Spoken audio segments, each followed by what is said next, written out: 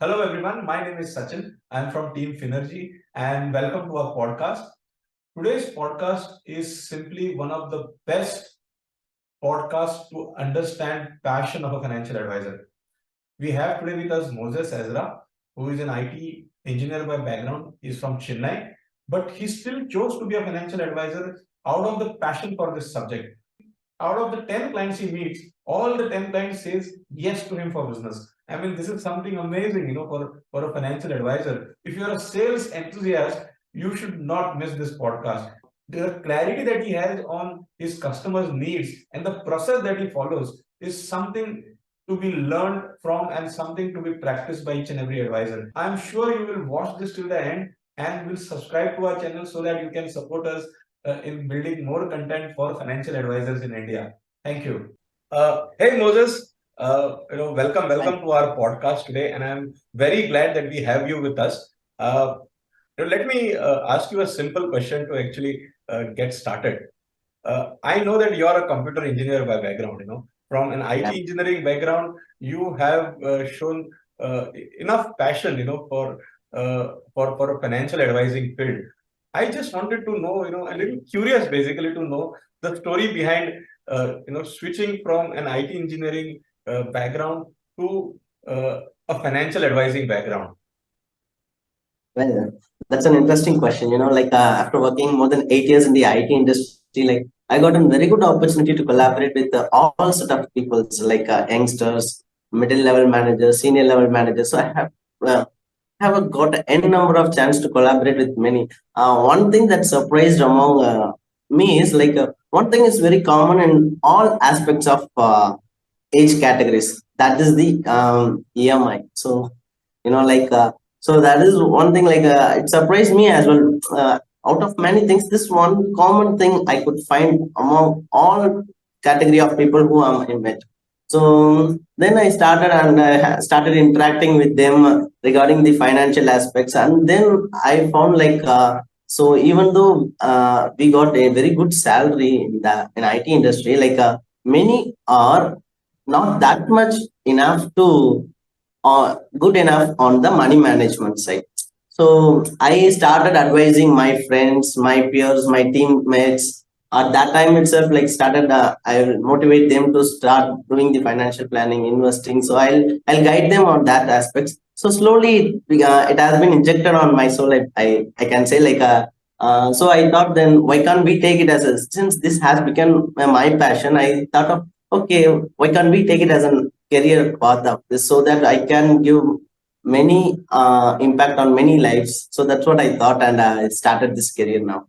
Okay, that's very interesting. In fact, you are right. Many people, like every one of us, work for money. The whole purpose of everyone working is to earn money, and grow. But many of them, in the process of growing and earning money, they forget the basic financial management. And many Exactly. times you need to remind them that, oh, you're actually not doing enough. I think that whole gap that you identified in most of the human beings, that no one is taking financial management seriously, and you Yes. require a mentor and an advisor at some point of time to help them actually get on the path. And you thought that that is a profession actually which will actually be very fulfilling. And you're right, it will also create a social impact, because if you're helping people with their financial management, you're helping them to live a good life, because money is an important part of a happy life.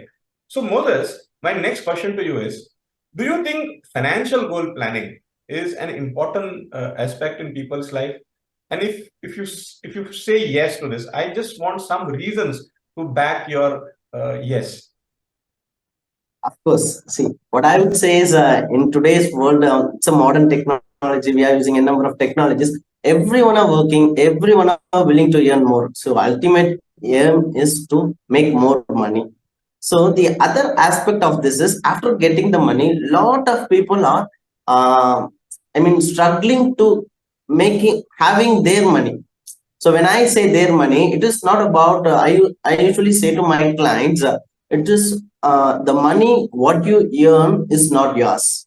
What you save is only belongs to yours. So in that aspect, if we think about it, most of the people who are earning more than 2 lakhs, 3 lakhs per month, at the end of last week of the month, they are struggling to run a day-to-day life. So this is because not having the proper planning on their financial well-being life. So this is the one thing I would say, many people need to concentrate on their financial planning. It's many are of course very much interested in making more money, but at the same time they are not at all keen towards doing a financial planning, making a budget management. What is the budget they need to allocate for each of the categories, and what is their goals? So they are they think like this is not that much needed for them, so they are taking just like that. So what's happening is if they are not doing a financial planning properly, at certain point of stage everyone has a different stages in life they have to come across. So once they get married, they have to plan for their child education. Once their child education is completed, they have to plan for their child marriage. What happens next? Their retirement. So what happens is still post retirement, many parents are working. So that is the Indian culture. If you see in my generation, if I see my parents and my category of parents, many are working now. That is, they are working post their retirement age. This is why, because they don't have the proper financial planning. See,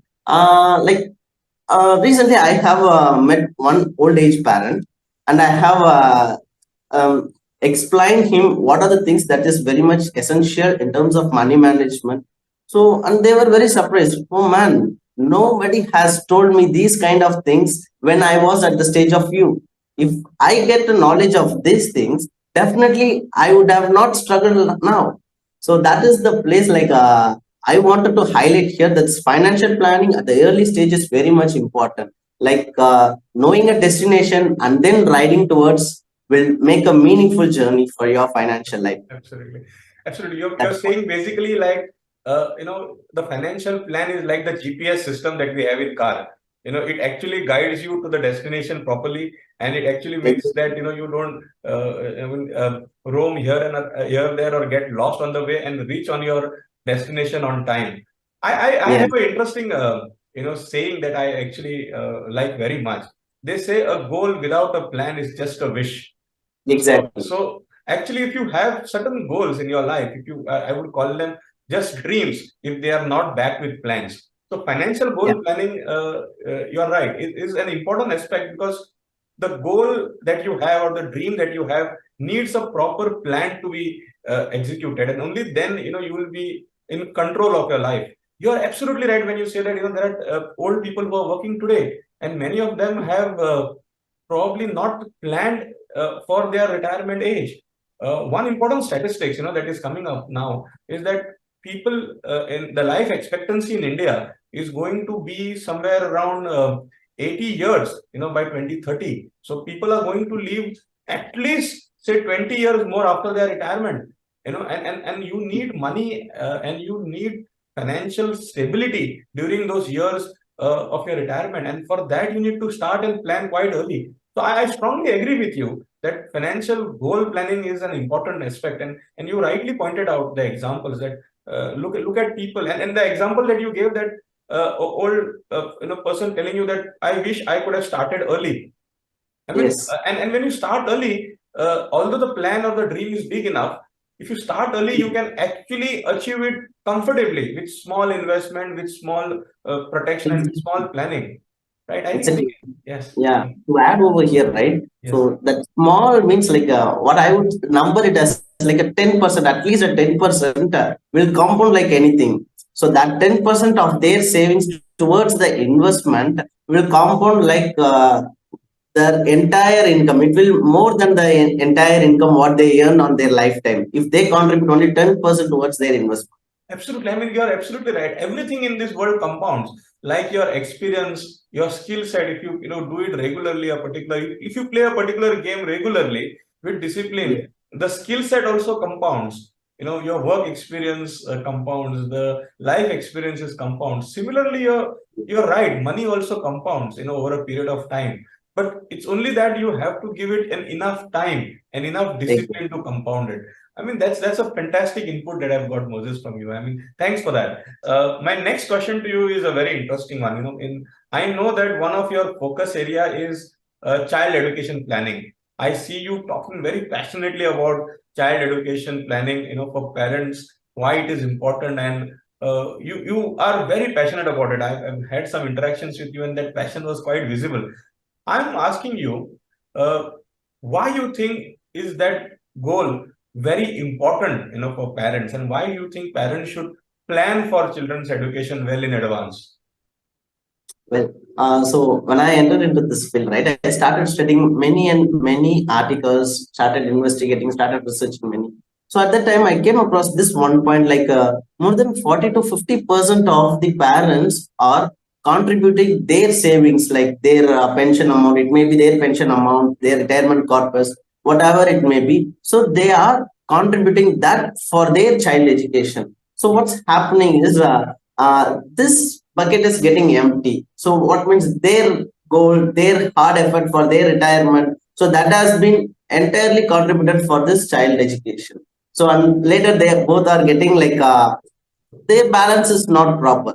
So there are other cases, the more than other in other side, right? If you take like at least bare minimum, more than 40% of the parents are wishing to give the best education for their kids. That is very well needed, of course. But what they are missing is it's only the wish, like what we discussed earlier. It is about the wish. They haven't taken any steps for their child education.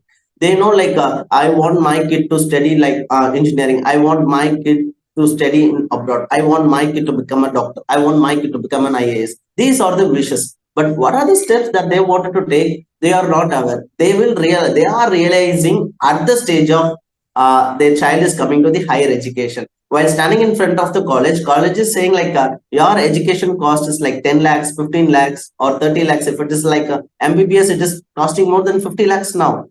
So at that stage only they are realizing, oh, I missed a lot of time. And then what they are doing is they are immediately going for the bank and taking the child education loan. And one biggest problem for here is the parents from the small age of the kid, they are cultivating this education habit on their kids, and they are motivating you want to study well, then only you will get you can lead a good life. So these are the ideology that parents are teaching for their children. But what happening here is once they are coming into the higher education, the parents are not following the proper investment plan, I would say, like, or what are the education, what are the savings that they need to do? They are not aware of that. So, what is the problem that has been getting created here is the children are taking the education loan. Once the education is get completed, like 3, 4 years or 5 years, the course is getting completed, and now the children is entering into the world of job market, and he is finding a struggling to get a good job, and then he's now entering the job. And you know what is the thing is, for the next 3 to 4 years his salary is not belongs to him. What he earns is going off of the salary, what he is earned is going to the education loan. So there comes the biggest problem. So what happened, like parents, child also might have some goals in his life, but he can't afford that goal at right stage at right time.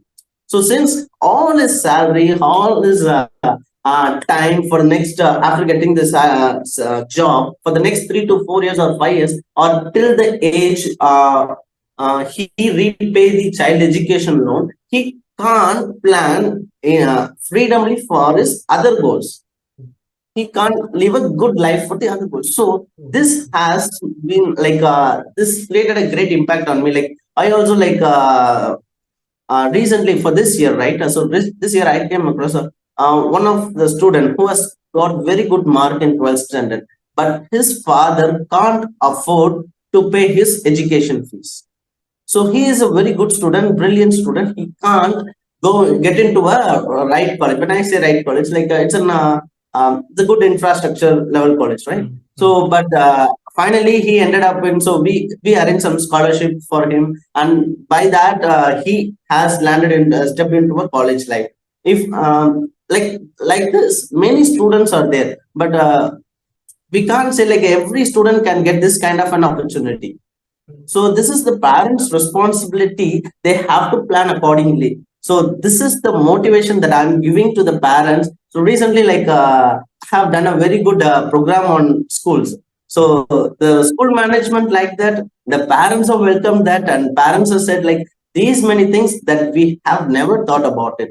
Because why the child education planning is important and why I am concentrating so much on that is the inflation on the child education fees is getting increased at least bare minimum 10%. It will be increased every year.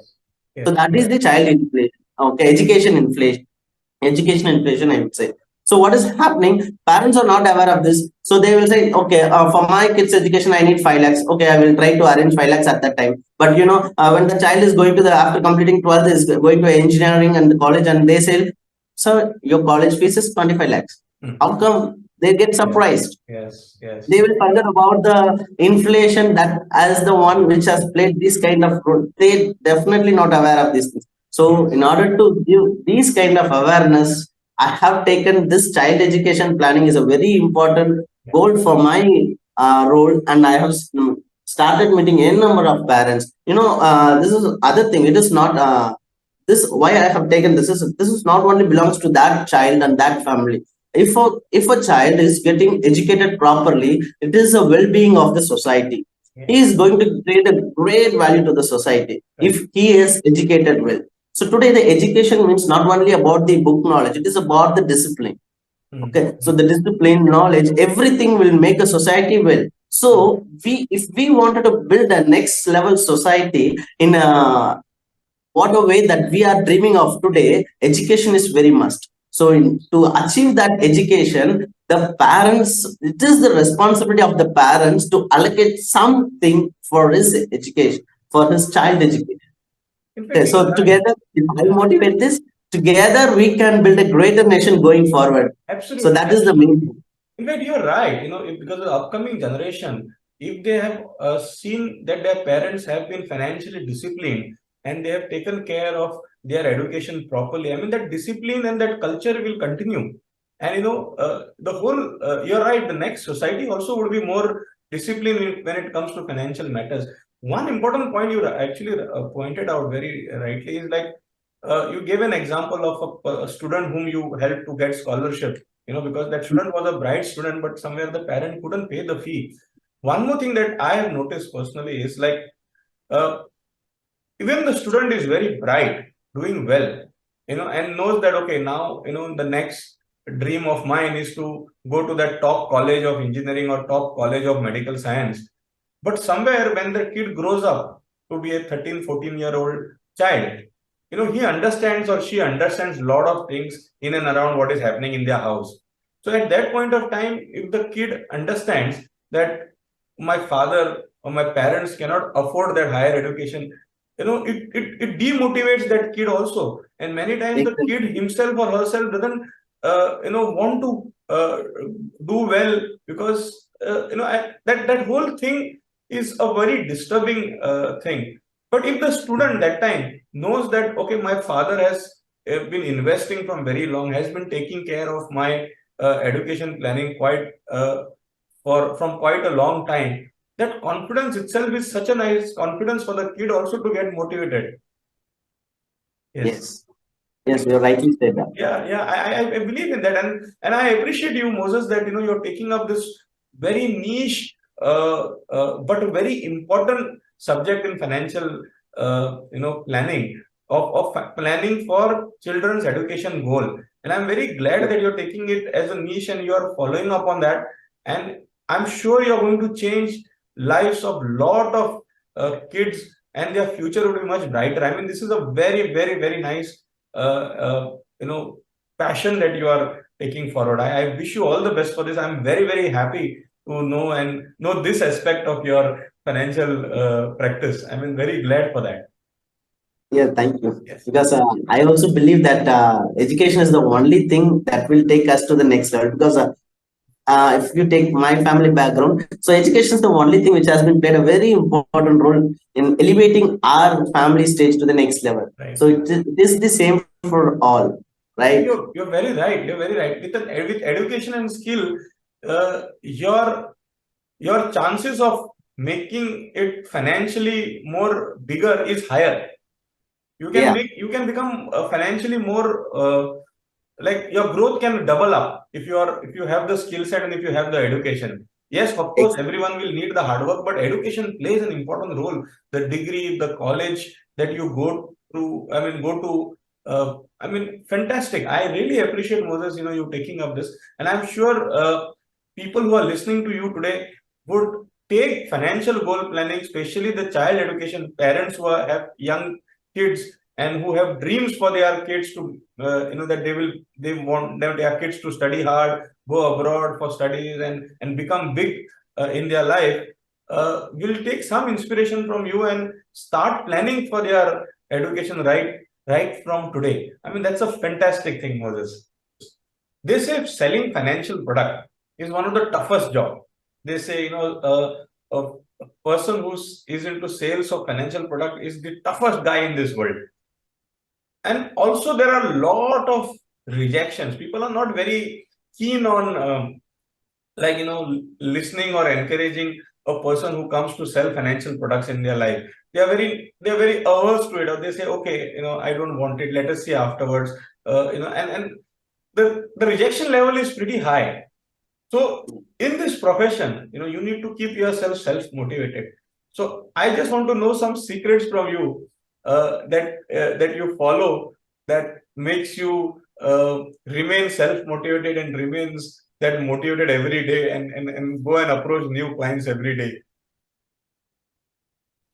Uh, I agree this question, first of Yeah. all. So I strongly agree as well, because when we suggest the financial products to the customers, so first thing is rejections. So that is quite high in this industry, of course. So when I enter into this industry, I do face these rejections. What I did is, then I did a background work of studying why it is needed, what is the importance of this financial products, in what way this will be helpful for my clients. So I started focusing in that way. Okay. So what happened is, it's a thing is a tremendous drastic improvement on my business also. See, I'll start meeting the clients. So first, it's a two phases I can split it up. So first, I got rejections and lot rejections. Then I take a break, studied why this rejection is happening. So now here the second phase of my journey is it's more about the realization. I make people to realize what is needed, why it is needed. That realization then automatically will convert as a business. So when I say business, that people will automatically realize that this is much more needed. I would quote one thing. See, recently we got some iPhone launches, many things, right? So people are praised towards buying iPhone, buying higher value products, Right. and it is not limiting with that extent. So additionally, what is more than that is, they are buying a protection plan for that iPhone to protect from damage. Okay, so that is one thing I wanted to highlight here. So But not these, buying insurance for themselves. yeah. So see, there are government is uh, hardly trying to help the families from these sort of losses. When a family breadwinner is of, I don't want to say, but there are chances breadwinner of the family is no more in the family.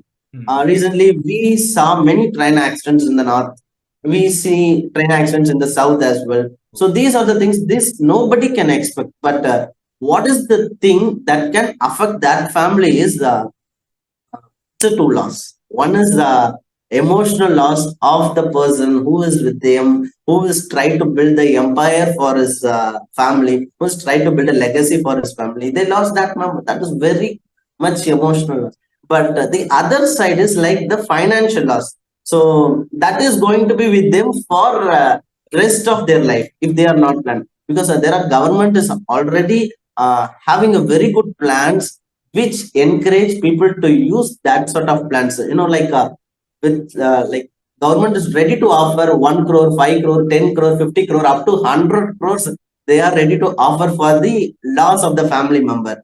But it's up to us who is taking protection for them, because that is very much needed, right? So that happens. So what I do, these sort of realization I'll make to the clients who are my meter. And one more common rejections that I will face, not a rejection, common questions that I will get is when I go with the investment plans, they would say like there is no guarantee for a man to live that much longer. Why should I start Yeah, investing? yeah. Right? What I said, that is where the financial planning, there are some risk management. You have to concentrate on the risk aspect also, and I will suggest that as well. So, Yes, what the other thing is, what happens if I live 90 years? What happens if I live 95 years? yes, Okay, so this is the common questions that I get from my clients because if they are more towards investment, they themselves reduce their life value, mm, life expectancy. mm, If mm, we are going for the protection, they themselves increase their age of. So this is a common question. So it is all about making the realization of the clients. So we have to understand like what is needed for that client, what suits best for them. So that is what I started doing, started working on that. So I don't simply go to a client and never ever I don't start pitching any product. I realize them first. What is their need? What is their motivation? What they are yearning for? What is their family background? Because this is all needed while giving the financial solution or problem solving solution for them. yes, We have to understand. We as a financial advisor have to understand about their entire background.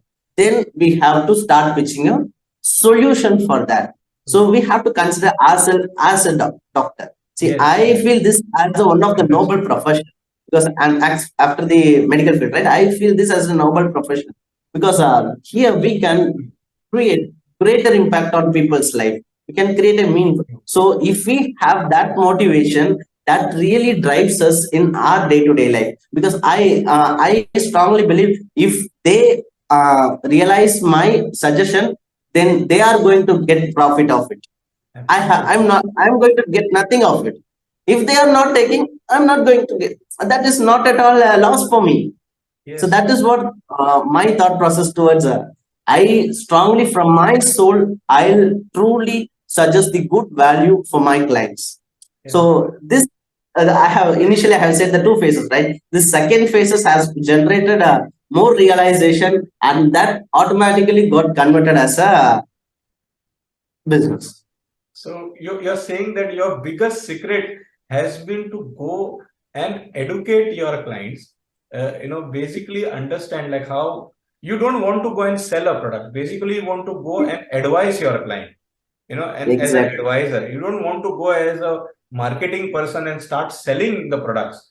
Basically, Yes. you want to make them realize, like as you rightly mentioned, like a doctor, how doctor is basically a consultant, one of the most respected consultants in the world, Yes. and you people listen to their advice. Doctors' advice are taken very seriously. So because they are not trying to sell you something. Similarly, Yes. you are saying an financial advisor has to go and stop selling first and start Exactly. advising, start giving solutions so that the problems are addressed and solutions are provided to solve those problems. I think that's a fantastic thought process. And I think, Yes. Moses, I'm sure financial advisors who are listening to you today are going to take this lesson very seriously because very often in our country, financial advisors are quite busy or quite focused only to sell products. Whereas, Yes. you have rightly pointed out that you need to sell solutions, you need to sell advice. I think, and Yes. you have to understand needs. I mean, that's a fantastic thought process. I really appreciate that. And Yes. people also who are listening to you, your existing client base or people who are looking for proper advising, they also would get that trust factor when advisors are talking like this. When financial advisor is saying that I don't want to sell products, I want to actually give solutions. I want to understand your needs. I think the client out there is much more relaxed today, much more at peace that that there is a fraternity of advisor with a thought process who will come and think of me first, think of my goals first, think of my needs first, and then give me solution. I think a wonderful, wonderful, wonderful thought process, and I this is an amazing I also like lesson. to add Yes. one bit here. I also have a five-member team, so I strongly say one thing to them. There are lot many people are in the market to sell products. Yes. I don't want my team members to be the part of that. Yes. I want you to do something different. You have to create a value. If you're Yes. meeting a person, don't expect that he has to do business with you. Yeah. Expect one thing, that you have created a value in his life. One day or the other day, definitely he will think of his life at any point of time. He might think that one day I have met Moses, Mr. Moses, that he has created a great value in my life. So that is the one thing that you want to focus, and that is the one focus for me as well. I don't want to do it selling business. So that is not needed In here, fact, this is because a lot wonderful many thought. countries, many are there to sell the products. Yep, yep. This thought is amazing, Moses. I really liked it. The way you put up. You're telling your team members not to go and expect something from the customer. Don't have that attitude of taking something from the customer. Instead, Yeah. expect from yourself that you have to give advice to your client. It's an attitude of giving rather than taking, and that approach is Yes. amazing. I mean, you don't go out there to take something from the client. In fact, you're going out there to give something to your client. Yeah. I think this discussion is really very, very useful. Believe me, this thought process that we're just sharing with each other. I think this is amazing, Moses, and I'm very glad that advisors today are thinking in that direction, and this is going to be one important reason why financial service industries, financial products sales or financial products market penetration is going to go up, because with this kind of approach, the trust is higher, Yeah. with customers. Uh, and when you're doing a need-based kind of a selling, it is going to be a better conversion rate, because now you're not pushing any product, but you are Yes. giving a solution to the need. Yeah. Fantastic, Moses. I think I So, like this thought process very much. if you want to ask my conversion rate, right? So this has been greatly reduced on my second phase of journey. There Yes. is no rejection rate. Oh, fantastic. So you're saying in an industry where people's conversion ratio is out of 10, 20%, I mean, that is two people get converted. Out of 10 customers they meet, they say two people maximum will convert. So you're saying It, your conversion ratio post this whole thought process of going and adding value to the client is 100%. So out of 10 people you meet, 10 people do business with you. Oh, that's yes. a fantastic motivation for people in this industry, and I'm sure there is a big lesson to learn in this conversation that we had today. I want to ask you, Moses, how your day typically looks like. I mean, I want to understand your routine. How do you start your day? How do you end your day? Is there a routine that you follow? I just would like to dig into that little more. Yes. Yeah. Okay. So usually, see, what I do is typically a day like before 10 in the morning, it's a family time for me. I will be with my family, be with my kids, make them ready to get their schools. That's a daily routine. So Okay. once after 10, so that's where my professional day starts. So I'll start having a meeting with my team members. So that is my first thing that I do. I'll just talk with them. What are the things that they have done yesterday, and what are the challenges that they have faced, and then we will work on the solution for that. How can we tackle this situation? How can we improvise the situation? And mainly, what we can focus is what we mainly focus is how to avoid these sort of situation in future. So when I say situations, those are all the challenges, rejections, questions, that different aspects that my teammates get while they meet different clients. So that is one thing. So that typically will take like 1 hour. So after that, like we'll study a market. We will do a market research as a team, so that I'll mainly focus on that. We'll since in this industry, like I have to be on up to date on the trends, right? So I will study market. So that goes. After that, like we do have some lead generation systems. So we'll get a leads from there. Like so through that, then I'll start interacting with my leads, my clients, and understand their things, what they were looking for, and why they have shown interest on this. Okay. then I'll talk according that. So that is how it goes. So Yes. from there, the day drives me. Okay. So I mean, That is how it. so you start your day with a lot of energy and a lot of happiness with your family. I mean, Yes, that's the first thing that you do, and yes, then you meet your team, and basically you're looking to find solutions for the for the difficulties that they have faced previously, yes, and basically handle all the operational part you're saying, and till afternoon, and yes, after that you focus on marketing aspect, like in yes, between you also focus on knowledge, yes. consumption, Knowledge like acquisition. basically you go, probably you must be doing some reading or watching some videos, or Yes, maybe attending some training or courses in between, something like that. So you focus on actually uh, updating yourself regularly. So yes, this is one thing that you are having, like your knowledge keeps updating yes. every day. And then you're saying Yeah. you are actually focusing on lead generation, and then the business development activity happens in the second half. I want to ask you personally, what are your personal financial goals in life, or personal financial targets in life? Okay. It's very interesting. See, um, the first and foremost, what I be thinking is like I wanted to create a legacy, financial legacy for my kids. So that is the one thing that I very much focusing on.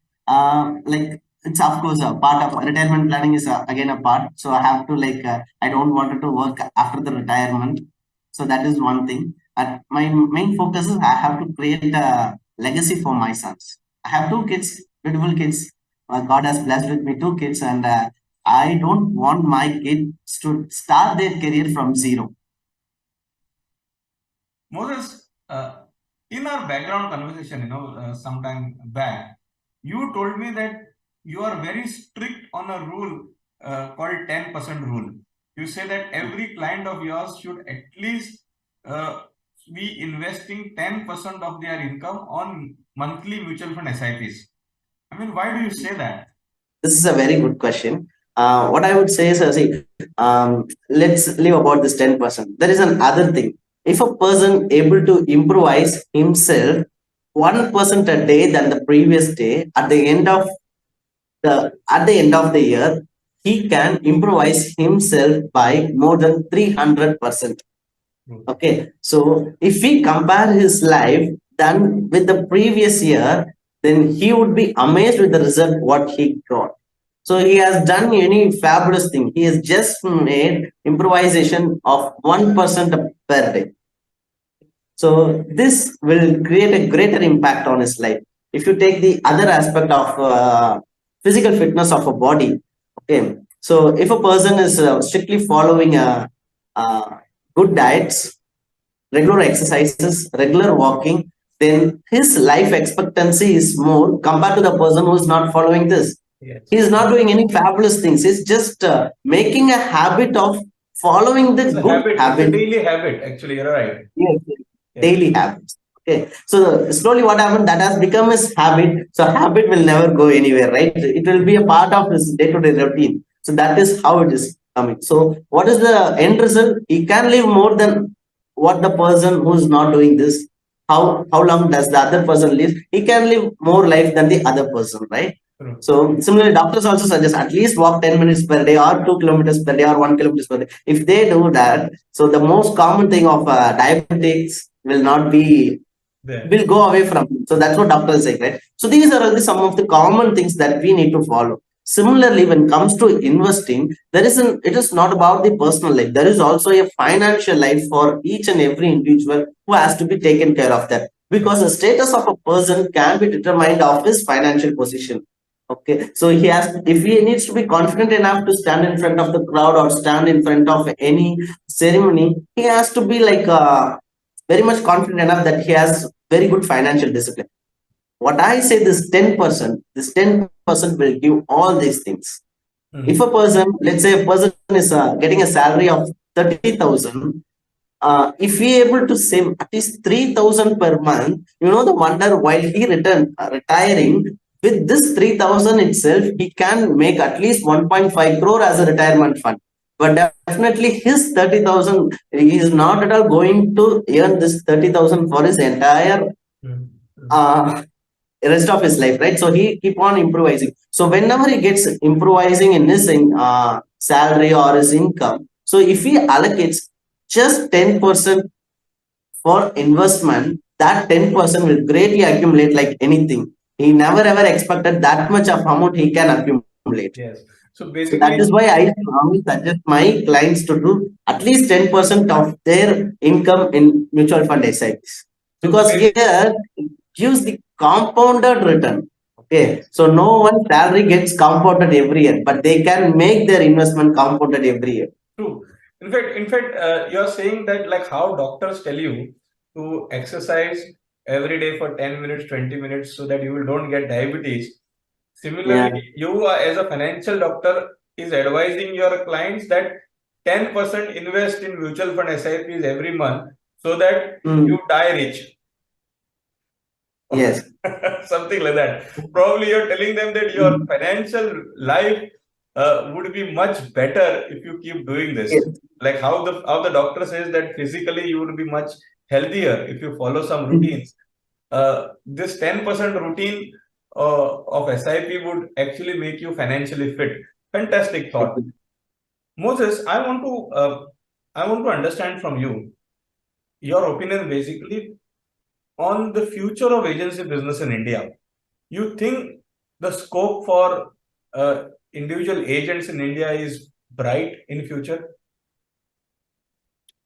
Yes, actually, there is a very good future for the independent financial advisors because the scope for them is very large in India. If you see the statistics, like only 3 to 5% are properly investing, rest of 95% are not at all started investing, or they don't have that much of knowledge on investing side. So this shows like a very good opportunity for independent financial advisors to meet with a larger number of people. If you take the other aspect of if you take the financial advisor, the role of a financial advisor is to a complete financial planning, right? So Yes. this financial planning is involves goal planning, investment planning, risk assessment, many things it comes under. So there is an other part like insurance part, which is a risk product of an financial planning. So there, as per the statistics, like less than 30 to 40% of Indian population have the adequate protection, adequate insurance coverage for them. So here we have a lot many opportunities. So I strongly believe that independent financial advisor has a very good opportunity, very good future in this field. Yes. In fact, you're right. See, one of the things which financial advisors does, is basically guide their clients in when they are, for example, if when the investment part is there, if the if the investment is not doing well during COVID time, when the overall market had suddenly collapsed, everything, real estate market, stock market, mutual fund investments, everything had collapsed, suddenly. Yes, Okay, that point of time, those people who didn't have advisors, most of them, came out of the market because they couldn't exactly. handle their panic. And advise Yes. people who had advisors with them actually, got the counseling needed, got the support needed, and they could manage their panic quite well. So, advisor is basically required when there is this difficult situation in your client's life. Yes. Similarly, when it comes to, say, for example, insurance part of it, like, uh, a capable person might be able to buy an insurance, but what if that person is no more? Is his Hmm. family that capable to do the paperwork and get all those Yes. queries answered from an insurance company? And I mean, the claims management becomes very difficult for the family members. So here an expert advisor who has been doing this regularly can get you out of the situation. And it's a role which is being realized, or the importance of this role is realized only when uh, someone faces a crisis. Otherwise, you just don't actually feel that I need an advisor. But Yes. when it comes to crisis, that time people realize that, oh, advisor Definitely. is such an important thing. Yeah, and I take these things because as the future is growing. Like, there are more and more people who are going to be rich in this country, as we as we grow as a country, as we grow in our economy. There would be more rich people, with higher per capita income in this country. And if higher per capita income means people would have more money to invest. So if there are no professional advisor, if there is no individual advisor, to guide them, a lot of people will go online and sometimes may lose their money on unnecessary investments, which might not be proven backed by governments, or so many things like cryptocurrency, I could say, is one of the things which is not evolved as of now. So a lot of people have lost their money as well in this kind of thing. Exactly. Or maybe go there and trade in stocks and do without doing research, they might invest into something and they might lose money. And this way the Exactly. money would be actually lost in case if there are no financial advisors. So I also agree to you that every individual should have a financial advisor to Yes. their manage panic during the bad situation, tough situation, be there for their family if if the head of the family is not there, and also be there to guide them into what is right, what is wrong. Sometimes controlling greed also is important. Like, a lot of people get greedy and they want to invest into wrong things. Advisor actually understands all these aspects and tries to control your greed and tells you, okay, this is not the right investment, this has more risk. And I mean, that sort of emotional management is and more of the experience that advisor has will actually be very helpful for clients. And this is a very Exactly. strong point taken. In fact, Yes. I agree with you, and this is a very good learning. My like closing question to you, or closing Okay. statement that I request from you, Moses, is some thoughts I want to give. I want you to give, or closing comments Mm, for our fellow financial advisors, who mm. are going to watch your podcast today with us. I just want to understand. I just want your opinions, or some thought process to share with them.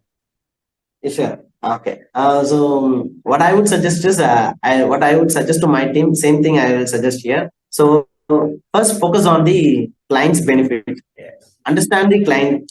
Focus on client situation. What is needed. Do not ever pitch the product first. Understand the client. What is his requirement? Do a complete financial analysis for them. So because that only will make them to realize what is needed. So then it's our responsibility to give a right solution for the right problems what they have. So that is one thing. Today in a technological world, we have to be uh, very much edge over the corporates, because corporates are using lot of technologies. So we are the one, independent financial advisors are the one who truly understand the complete situation of the client. So we should have a proper system in place, proper CRM in place, proper financial planning tool in place, so that we can give a very good service to our clients at all time, all point of time. Because that's what I also do. See, whenever I get a client, I will give a complete goal planning sheet to with him. So that will really helpful for him as well to do his health checkup at any point of the time. So that bring creates a lot of value for him. So that is how I really suggest, like, we have to be not only on versatile on the technical aspects, we have to be extend leverage the technology which supports our field as well. Fantastic. In fact, I would be. I'm glad that you mentioned technology. And I'm very Mm. glad that you mentioned that client has to come first and focus on client benefit. I think these are some of the most basic things if followed. An advisor would be A financial advisor would be treated as equivalent to a medical advisor. I mean, but if only if people do these things rightly. And I really appreciate you sharing your views with us. I appreciate your inputs that you have given us. I'm very happy that some good secrets were revealed, some good uh, points were revealed that could be helpful for all the financial advisors as such. Also, the views from your side that came up, the passion that came up about your client servicing, or the need identification of clients, or the importance that you give to your clients. Also, the thought process of catching the niche of child education as one of the important priorities for your profession, and you helping the parent, and the explanation that you provided, why you have got that as your niche. Amazing, amazing. I think I had one of the best times with you, Moses, and the inputs are quite, I mean, it will engage me for some time now. I will be thinking about what you said for quite a long time. And I would like everyone who is watching this podcast today to, watch this video not once, twice, because there is so much of learning that is there in this video. And I'm sure this is basically a master class on how to be a good financial advisor. And thank you, Moses. Thank you, Moses. Thank you very much.